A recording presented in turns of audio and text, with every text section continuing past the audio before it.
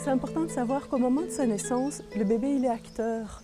Il y a des longues périodes où il est éveillé et il doit faire certaines choses pour pouvoir aider dans ce processus de naissance.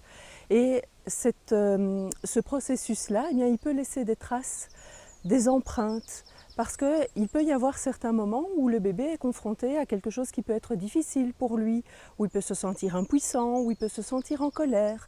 Ça peut durer un court instant, mais pour lui, ça va être essentiel que ce soit exprimé et que ce soit entendu.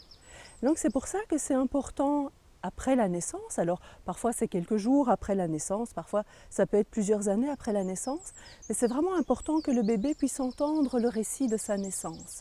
Et quand on lui fait le récit de sa naissance, c'est aussi important de lui donner un espace où lui va pouvoir réagir, où il va pouvoir dire ben là ça c'est ce qui s'est passé pour toi, mais moi il y a autre chose qui s'est passé à ce moment-là et j'ai vraiment besoin que tu entendes.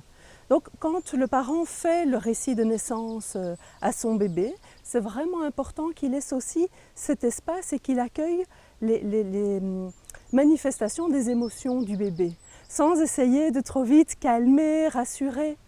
C'est un petit peu comme si, en venant ici, dans la rue, pas de chance pour moi, on me vole mon sac. Quand je vais arriver ici, je vais avoir besoin de le raconter. Et si on me dit, oui mais Françoise, c'est pas grave, c'est que du matériel, tu vas bien, tu es en sécurité, tu es toujours vivante. Oui, c'est vrai, mais il n'empêche que je ne suis pas entendue pour ce que moi j'ai vécu.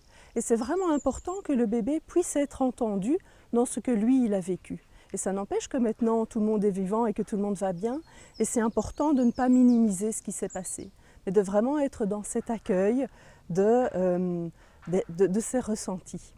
Voilà pourquoi c'est si important que le bébé puisse entendre son récit de naissance et aussi de pouvoir réagir et de pouvoir raconter à sa manière ce qui s'est passé pour lui.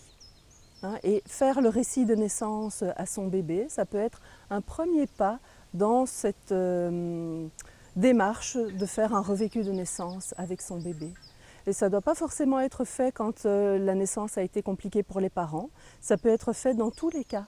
Parce que chaque naissance aura son lot d'événements particuliers, vécus à la fois par les parents, mais aussi pour le bébé.